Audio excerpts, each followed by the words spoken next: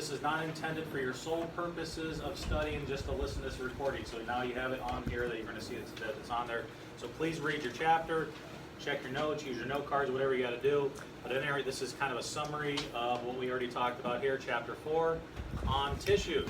Again, we said the definition of a tissue is a group of cells doing what?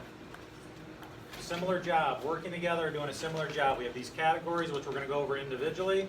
And before we get to that, we talked about stem cells, and the magic word was that they can decide to go into different categories. The fancy word was they can differentiate, is the fancy word, into any different type of cell that they want to do. So they can decide to become a liver cell, skin cell, so on and so forth. And it says they give rise to different types of tissue. So that is a stem cell, and you can find those in bone marrow, you can find those in embryonic stem cells, cord blood, all over the place. So those are cells that can decide or differentiate into different types of cells as they need be. Okay, so now we have epithelial tissue. We know that the epithelial tissue, this is a very thin layer for the most part. Okay, so they cover surfaces, they're lining of organs and such. They form glands, they secrete different things, and they also are always connected at the bottom to some kind. So what holds them down is some sort of connective tissue that holds them in place. And when we get to the connective tissues, we'll talk about those again. Okay. We class them based on their shape and then how many layers that they are. So we said we have squamous is squished or flat for squamous, cuboidal, cube-shaped, columnar is a cylindrical type shape. Simple means there's how many layers? Just one layer, one simple layer, and stratified we have multiple stacks on top of each other of epithelial tissue. Okay, now we talked about, and it says they're wide. So simple squamous, so it's one layer of very flat squished cells. And then why would that be important? We said the alveoli are found in the lungs. Why is that easy? Why is that a good thing to have in the alveoli? Yep, and then what do they do? The oxygen and carbon dioxide can easily, starts with a D in the previous chapters. What is that? It's not osmosis. They can easily diffuse back and forth. They go from high concentration to low concentration. It's a thin layer. It's easy to diffuse at that point. We find cuboidal in the kidneys. We find columnar in the intestines. And in the intestines, we want it nice and long so that it has longer time for absorption in the actual kidneys themselves. Okay, knowing the difference between an exocrine and endocrine gland is an important thing as well. A gland in general just secretes stuff. It just makes different substances for the body. An exocrine gland goes into ducts, not quack quack, D-U-C-T-S. And then an endocrine gland goes directly into what, without cheating? Blood. Into the blood. And we're talking generally about hormones. That's what we're referring to when we get to the endocrine chapter, which will be lots of fun when we get to that. Make sure you know the review of what epithelial tissue can do. It can secrete, which we just said. It can absorb. It can filter. And then it can protect. What is the acronym I came up with? I remember. SPAF. SPAF, that's right. So I said it wrong. So secretion, protection, absorption, filtration. SPAF. S-P-A-F. There you go. Different functions of the epithelial tissue.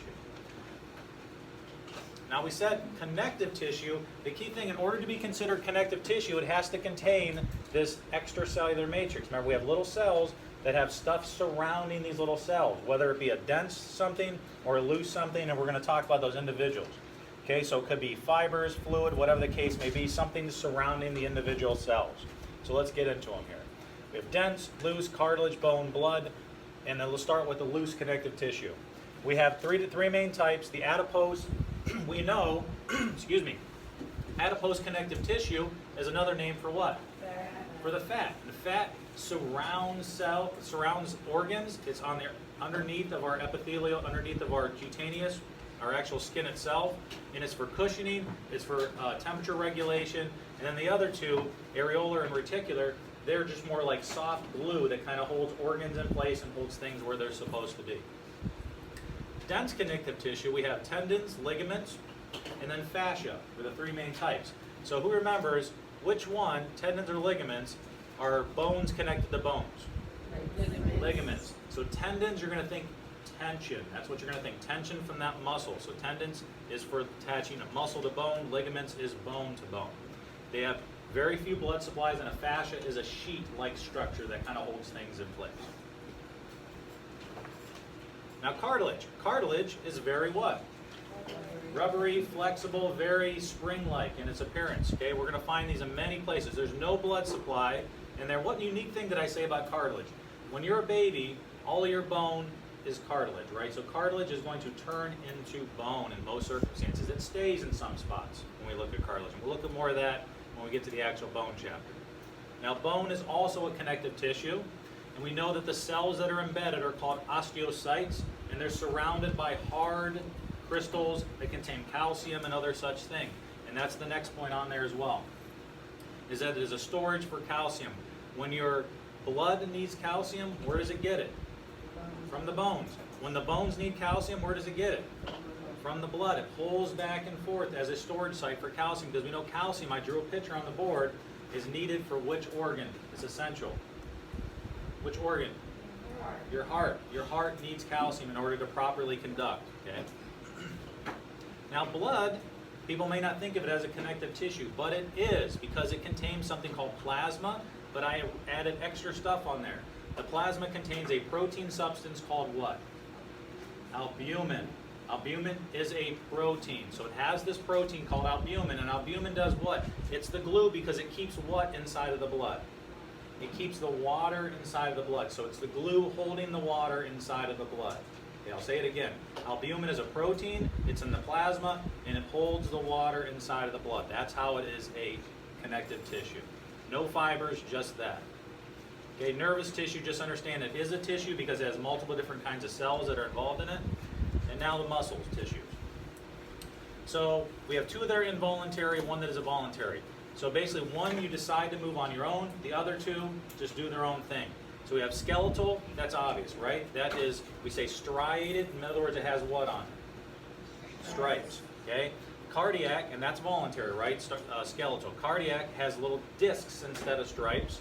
And then do we have control over that? No, that's involuntary. And then smooth muscle, control? No, it's involuntary as well. Where do you find smooth muscle? Once again, some places. Trachea, in your airway. Blood vessels, I heard. Where else? In your urinary tract, in your digestive tract, all these places where we have muscles wiggling around are not in our control, are smooth muscle. They have no stripes, no discs, no anything. Okay, now tissue repair. So we look at these things. So what's the first thing that happens after you get a cut? What we see in this illustration? You bleed. Is the bleeding a good thing or a bad thing? It's good at first because it's going to get out the debris and all the stuff that's in there that we do not want to get in there. After that, it forms a scab. It hardens and dries and forms a scab. And then what comes to the rescue at that point? White blood cells. What do? Yep, they clean up. They're the cleanup crew. They eat up debris, microorganisms, and stuff that does not belong there. After that point, we have new tissue that starts to form, new epithelial tissue. That tissue is called what? Those epithelial cells form a tissue called what? The brand new tissue called granulation tissue. And then that is full of connective tissue, as we see here.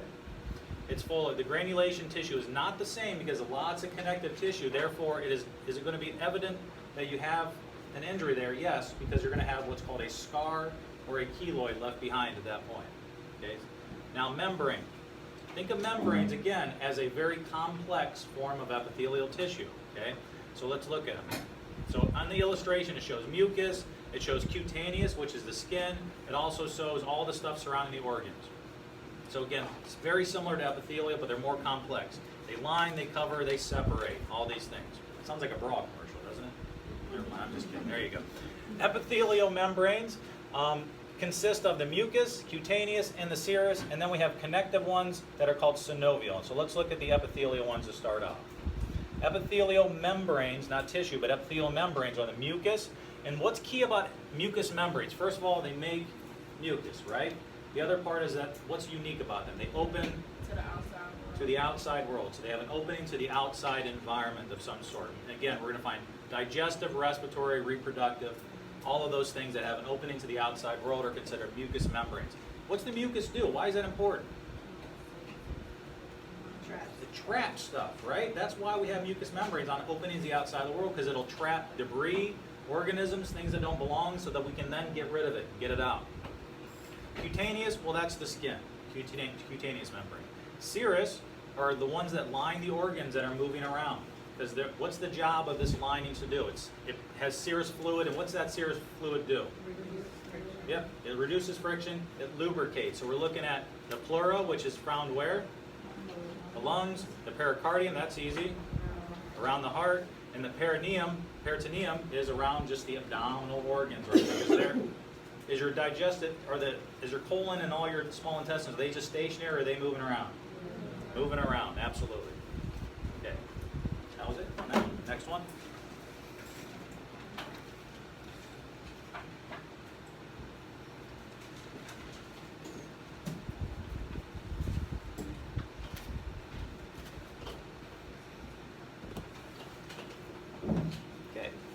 Integumentary system, chapter 5. This is about the skin.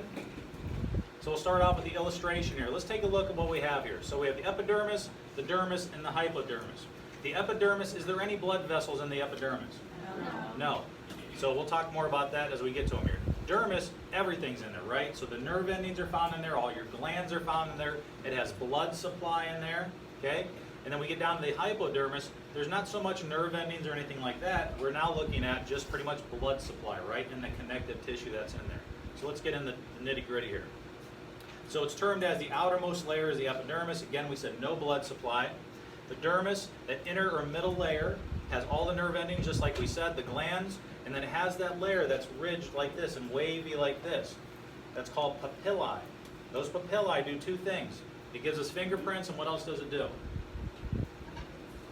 It helps bind the layers together. So if I have things rigid against each other, they're not going to slide around as much. Okay? So it helps bind the layers together, and it gives us fingerprints at the same time.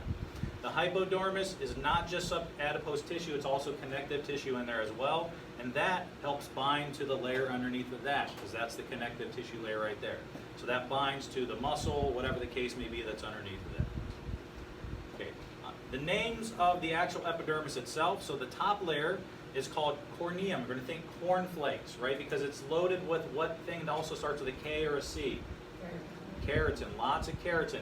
As the cells push up from the bottom right here, this is brand new. It gets pushed up as new ones grow. It keeps pushing these layers up higher. They keep getting more squished. And then we have keratinized cells that are pretty much dead. No longer cells exist, just keratin, and they slough off at the end. So the corneum, think cornflakes, cornified. Basal basement layer, that's the bottom layer. It's also called the germanium if you guys look in your book. To germinate means to grow, okay? But stratum bacilli is the other name for it right there.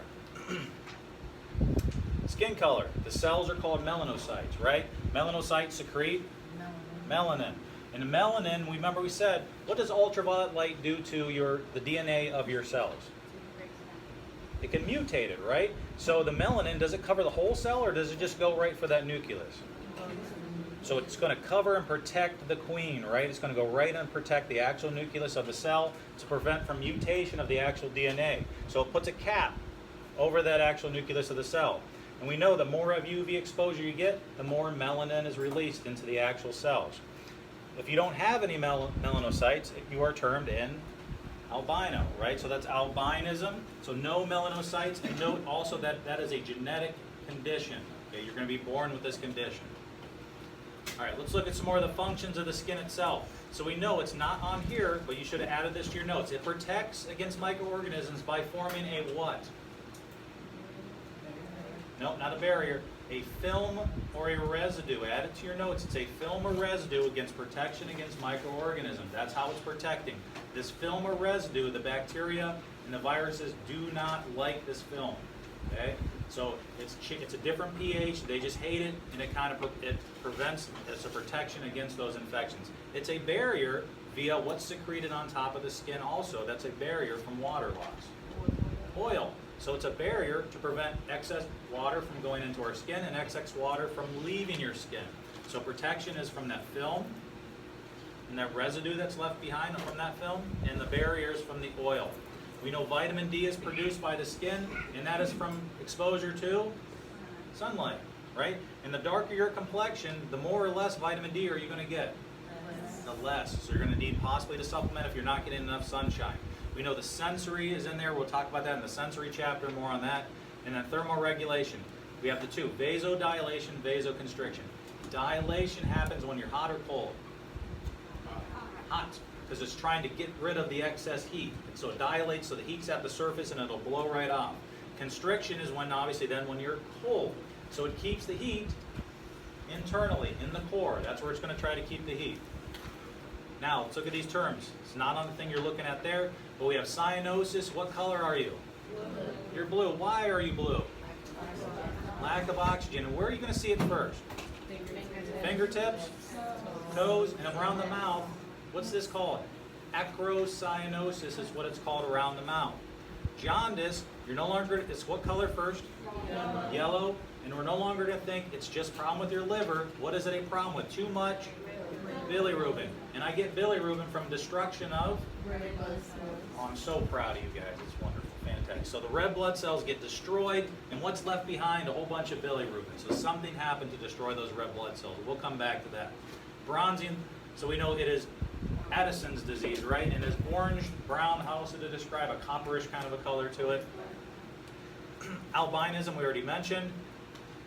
I always say this wrong. Erythema is which color? Red. And what's going on there? Inflammation, infection. It is angry skin. There you go. Pallor is pale.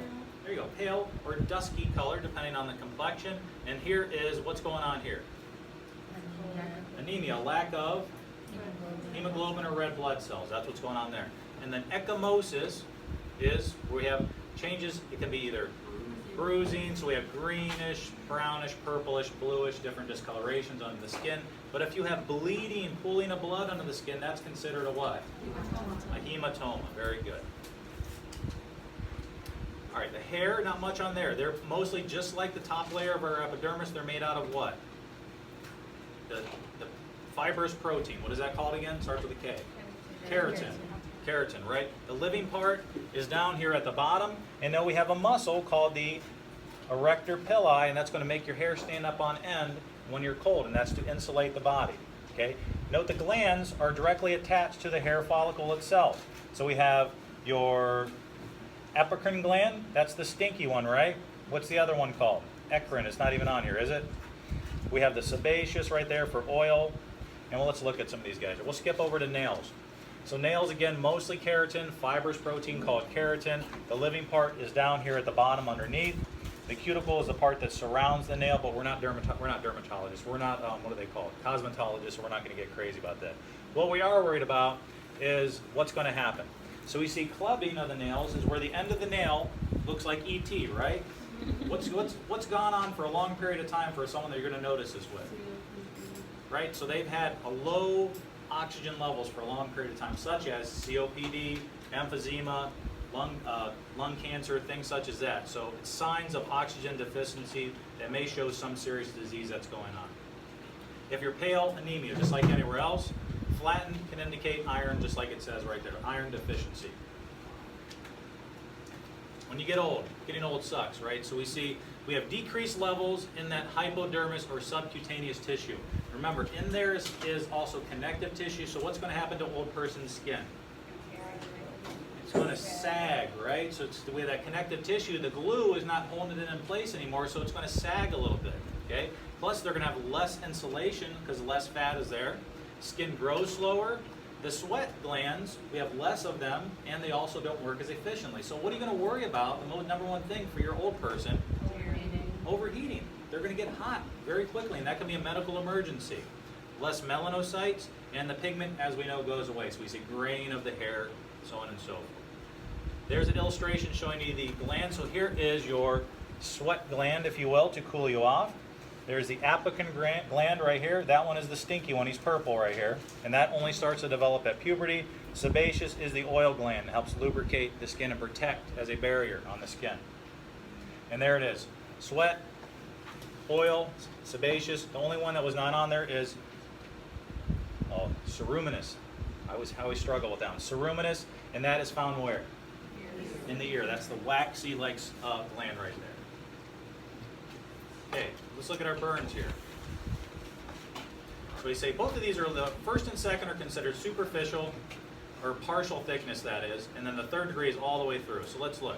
First degree burn, what is it going to look like? It's not going to be open like this picture. It's going to look like a sunburn. It's just going to be red, and it's going to be painful.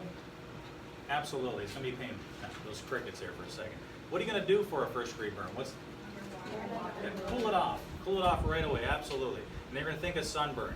If I look at it, and now it's a blister, what degree do we got? Second-degree burn. And it may be open as well, but remember the first degree was in the epidermis, second degree now is into the dermis. So is it still going to be painful? Absolutely. And it may be a blister, it may be open, but it's only into that dermal layer of skin. You may leave a scar, and it's going to be, think, patriotic except the tan. Red, white, and tan instead of blue is the appearance it might be. Now, third degree, all the way through, all 3 layers of skin. Is there a possibility it may not be painful? Yeah. Why is that? Nerves are gone. Can't feel any pain when there's no nerve endings there. But when it grows back, look out. There might be pain associated with that. Okay, so the nerve endings are destroyed, and here we got black and leathery and maybe white on top of that. So very profound to look at that. They're going to need a skin graft most likely with this. Now let's look at our rules of 9. I'll clarify these again. The entire head is how much? Just by looking at this picture. 9. The entire arm is how much? What if it's just the front? It's 4.5. Then we have the front of the leg, 9. So the entire leg is going to be 18%. So we see it's only 9 for the chest, 9 for the abdomen, 9 for the upper back. This is called the scapula area. And then the lower back is 9% there as well. So just read it closely, make sure you get how much each one is. But they're all close to 9s when we're looking at them. Okay, eschar. Eschar is the other word I gave you, dead tissue. What was it? Necrotic. Necrotic tissue is another name for eschar. So it's black, leathery, dead skin. Will it grow back if we don't do anything? No, you have to debride it. In other words, it needs to be either chemically removed or surgically removed because there's no blood supply and the white blood cells can't get there by themselves. And please, please, please look at your lesions over the weekend. You guys will be sure to cancel your plans for the weekend, whatever you had. So, hemangioma, did I say that right? I think I said it differently last time. Hemangioma, we'll just go with that as a birthmark. Excoriation will never go away. That is a superficial removal of the top layer of skin. It says abrasion. Diaphoresis or diaphoretic is the other pronunciation is what? What's going on? They're sweating, profuse sweating. They're just soaking the bed. Comedo is a blackhead. Keloid will not go away. That is a thick scar. Then we have alopecia is another term that will not go away. It means you're going bald. You're done losing your hair, right? The macule flat, the one I gave you help with was verruca. Think Willy Wonka, verruca salt. She is a wart. There we go. And the nevus is a mole. And that is it. Good day. Happy studying. Not a good day, but on your recording. There you go.